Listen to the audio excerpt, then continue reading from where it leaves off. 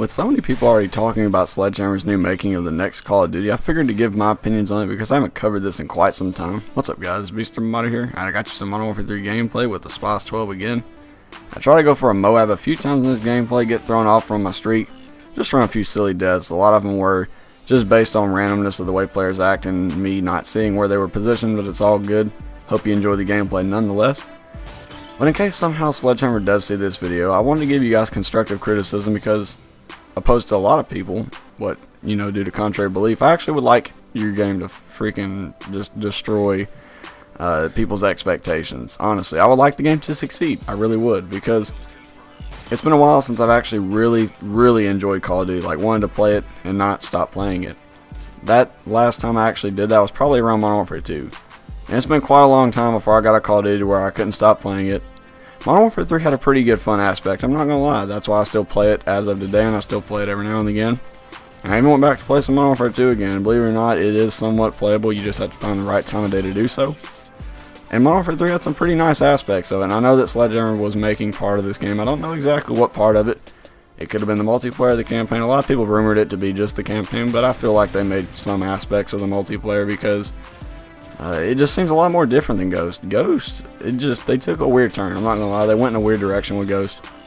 I'm not hating on the developers. I actually encourage them to try new things, but there are certain things that they should probably keep to the basic form of Call of Duty, the basic mold of Call of Duty, where there are just certain things that you should not change to not ruin or risk ruining the base function of the game to keep the game flowing really smoothly.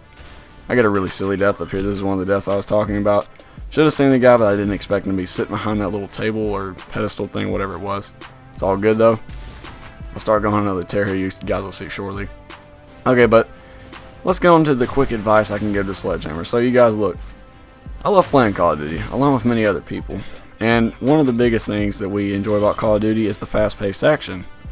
We really like the maps to not be too intricate. We don't want you to overcomplicate things. It's actually much easier, I would think, on you if you didn't over-design the maps. Like in Call of Duty Ghosts, I feel like they over-designed the maps. I know a lot of people say it seemed like they didn't try, but in fact I think they tried a little too hard to make the maps over-complicated, and that overall was the ultimate fail in Call of Duty Ghosts, is just the maps. The maps are just way too complicated for what Call of Duty should be known for. The simplicity is a key factor in Call of Duty. Not too simple, but not too intricate, complicated, etc. And we would like smaller maps. I'm not saying anything like Shipment off Call of Duty 4. I mean, you can maybe throw one map in there out of the, I believe it's roughly 12. Let's just say about 12 maps ship with the game. You know, starting off before DLC gets involved and all that good stuff. Let's say you got 12 maps. Let's say you make maybe 3 to 4 pretty large maps.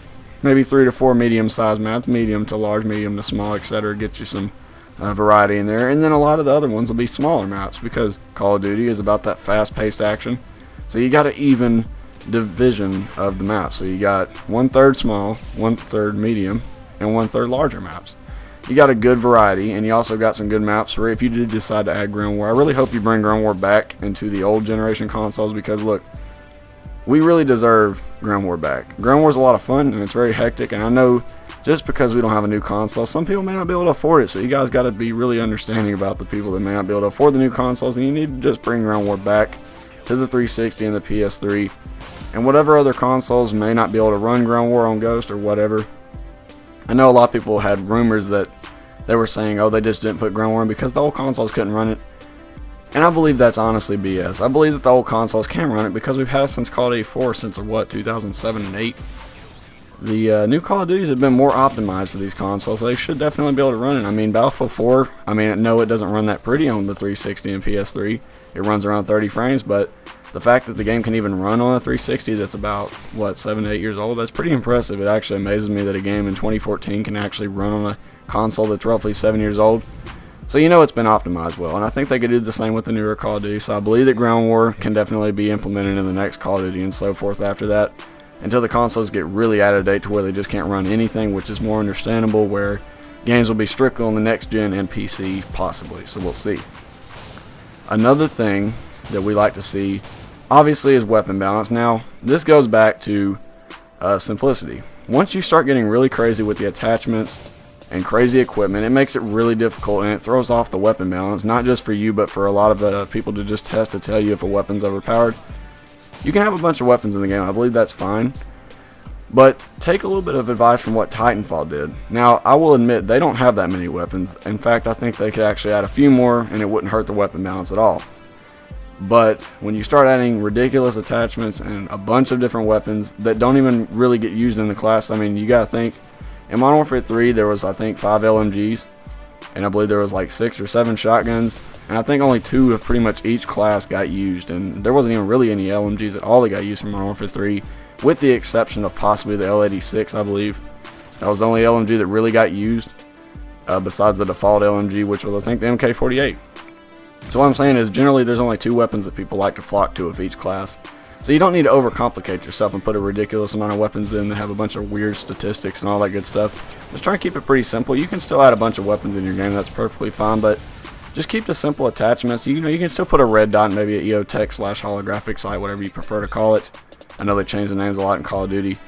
Maybe an ACOG sight for the longer range assault rifles and all that good stuff. I really don't like thermal because I feel like it encourages non-movement a lot more. It encourages people to post up. If you are going to put that sight, maybe only make it strictly for snipers. I mean, I know a lot of people don't like snipers, but it's just how it is. Instead of just putting it on the assault rifles, who knows? And you guys can kind of get a little bit, you know, whatever you feel like you think is necessary with the attachments, but just try and keep it really simple along with the equipment. When you start putting crazy equipment in the game, like motion sensor and stuff, you have to be really careful because it does tend to throw off the game balance. And, you know, feel free to throw some comments down in the comments section on what you think they could also do to make the game a lot better. But I hope you guys enjoyed. You guys, of course, have an awesome day, and I'll see you in the next one.